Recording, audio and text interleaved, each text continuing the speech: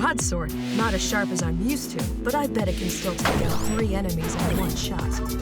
Today is a super exciting day for me because I am reviewing a game with my friend Victor Lucas, and it is a very wonderful game we're looking at. This is called Crypt of the NecroDancer.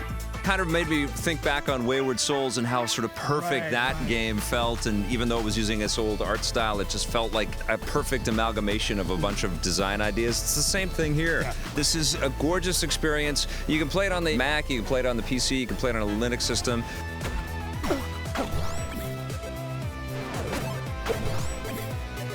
I think this should come to consoles as soon as possible.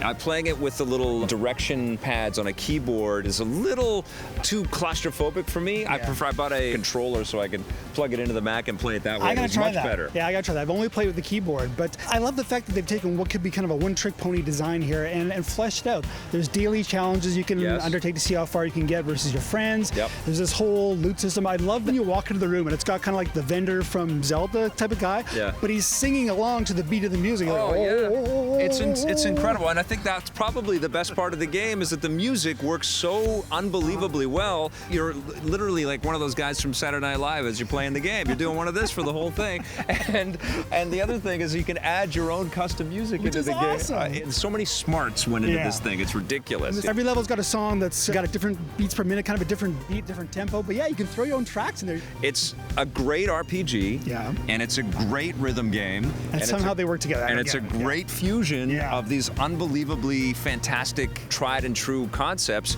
into something wholly original, and everybody that has access to this thing should play it immediately.